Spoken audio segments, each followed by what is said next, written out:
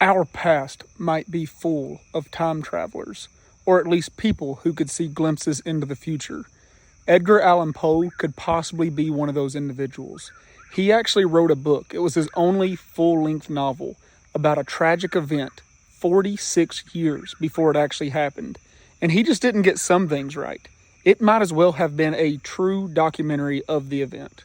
The narrative of Arthur Gordon was published in 1838, and it was a book about a ship that actually crashed in the ocean, and only 4 survivors were left.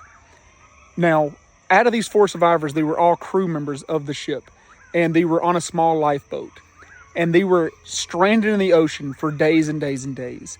After running out of their water and out of their food, they resorted to cannibalism.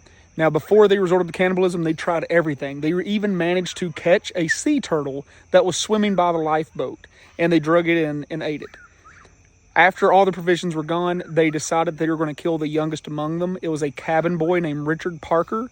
They did stab him to death and then drink his blood and eat his body. After that, they were rescued, and they, would all live to tell the tale. Now, what's creepy is I just told you about a book, right?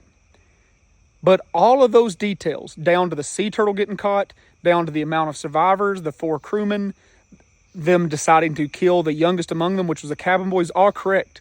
Even more creepy is the name of the cabin boy, and the way they killed him was also exactly the same.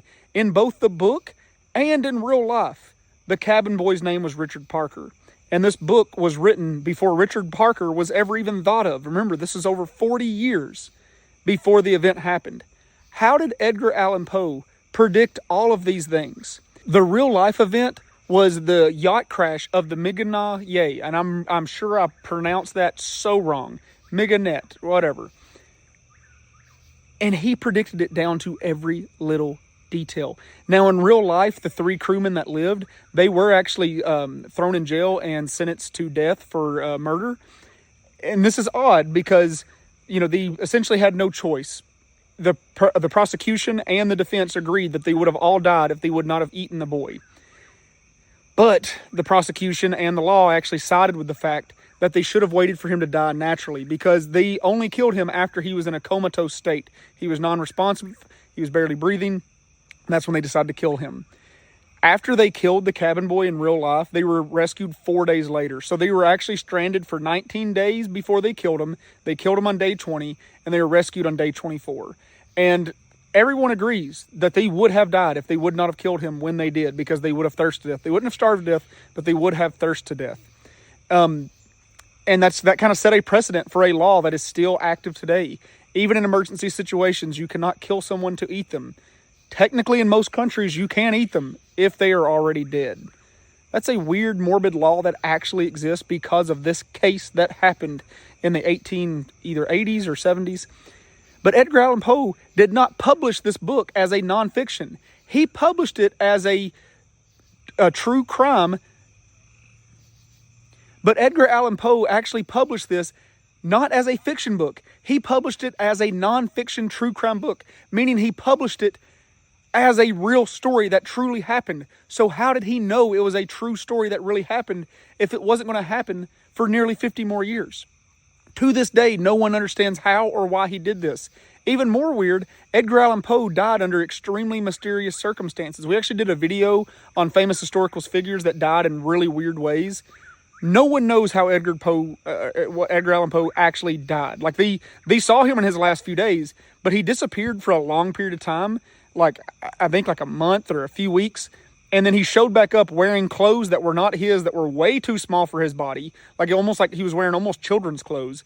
And he was deranged and delirious and speaking out of his mind. And then they took him to the hospital where he died 2 days later. No one knows how or why he died. They don't get it. Not only that, guys, is there might have been other time travelers that were authors. Or at least, I won't say time travelers, but maybe they were seeing visions of the futures that were authors. There is actually a book that was written in the 1800s that essentially talks about Donald Trump. It is the weirdest thing. We did a whole video on that book one time if you want to search it, Nomad's Donald Trump book. It was a book about a boy named Barron that was being trained and taught by the leader Donald, and he becomes like the president, and like it's a book set in the future, but it was written a long time ago. It is a nuts, like just crazy how specific the details are. He even meets his wife in Russia, which it's crazy. But if you want to stay with the maritime themed, there was another book that was actually called Futility. If you've never heard the name of this book, it's because you know it as The Wreck of the Titan. It was written 12 years before the actual real-life Titanic ship crash. They did not rename it to The Wreck of the Titan until after the Titanic ship crash because they wanted to capitalize on the tragedy. And they didn't just change the name because of that. They changed the name because people seriously were picking this book up and reading it and thinking it was a documentary book, like a biography book about the Titanic, because every detail, down to the smallest detail besides the name of the ship, was exactly what happened with the wreck of the Titanic. And the book, Futility, that was written, like I said, 12 years before the Titanic, it talked about how this was the biggest ship of all time. No one had ever seen anything as luxurious and nice as this. It was built to withstand tons of damage and could take a head-on collision from an iceberg, but it accidentally hit an iceberg at a funny angle, which tore the ship open. It was even on the same course as the Titanic was in real life. Around the same time period, it was around the same time of year the Titanic would have been. And there was not enough lifeboats to save everybody on the boat because they had overlooked that. And pretty much everybody froze to death in the water. People are still stuck in the boats down below and got sealed in there. It was almost to every detail. Even how the ship split in two. It is so creepy and eerie how that book was written. Like I said, over a decade from the crash. The Titanic wouldn't even publicly announce that they were building it yet. And it was like somebody was there and wrote that book. It is eerily creepy. If you want to read either one of those books, like I said, it's the Arthur Gordon book by Edgar Allan Poe, and then also The Wreck of the Titan, are also known as Futility. Those are two really creepy books that it seems like somebody had to have had a real life experience or a crazy vision. And we've been hearing about visions from historians for thousands of years. Notre Dame predict tons of crazy stuff. History has essentially been filled with this. Now, the Titanic thing, I'm not going to get into it too much because TikTok actually took down one of my videos that gained millions of views in just a few days when I talked about the conspiracy of the Titanic.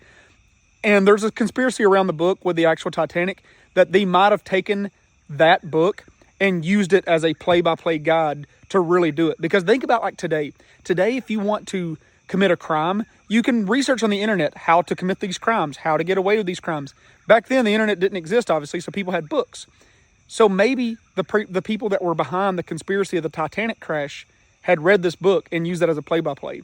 I'm not going to get into the conspiracy right now. I'm just going to say it was a conspiracy of an insurance fraud, and the Titanic is not actually the ship that sank, but it was a different ship that was very famous at the time because they wanted to decommission it, but their insurance would not cover it. I'm not going to get into it. TikTok take me down. TikTok will take me down again. I'm just saying that this is the conspiracy. I'm not saying that's what really happened. Please, TikTok gods, don't take me down.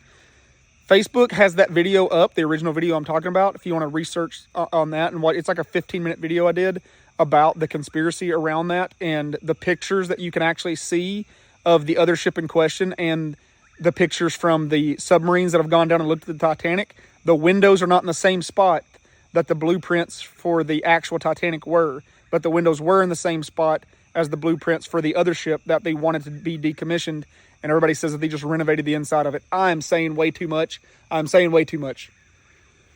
Anyhow, just look at who collected the insurance check from the Titanic crash, and it was a big one. It was generational wealth that was collected off of that insurance check when the Titanic crashed. I ain't saying they did it on purpose. TikTok, I ain't saying that. But that's a lot of rabbit holes for you guys to go down. I hope you had fun with this one. There is so many good just little food for thoughts in this and research you can do on your own off this. Hope you enjoyed it. Follow the podcast, Matt from Nomads, on Spotify and Apple Podcast. Follow the podcast on YouTube at Nomads Animal Reserve. Thank you all for being here. We love it, guys. We appreciate this. In the comments, tell me what subjects you want me to talk about next. I have an endless an endless supply of subjects, but sometimes I like to talk about the things you guys want to hear me talk about. So just let me know. And oh my gosh, I have to give a nod to Derek Hayes over at the Monsters Among Us podcast. That's actually where I heard that little snippet from the Edgar Allan Poe book. Like, he just kind of mentioned it in passing, because they had a whole episode dedicated to like crazy stories that have happened at sea or in the ocean. And he just kind of mentioned in passing about that Edgar Allan Poe sea turtle cannibalism story. And I was like, what? And so I did this little like deep dive on it and wanted to research more about it. So Monsters Among Us has a lot of stuff that I think is complete nonsense and complete BS. But I love those little nodes of truth that Derek slips in there. If you haven't watched this podcast, it's essentially where people call in and tell their stories. So like me, I'm telling the stories every day. Derek has an hour-long video where he might say 7 minutes worth of words. But 50-something minutes is like listeners that call in and tell their creepy stories. And then he'll kind of tell like corroborating facts with the story they're telling. So this guy was talking about having a vision on the ocean. And he's like, hey, Edgar Allan Poe actually had a vision on the ocean and made this book. So it's a neat podcast. It's called Monsters Among Us.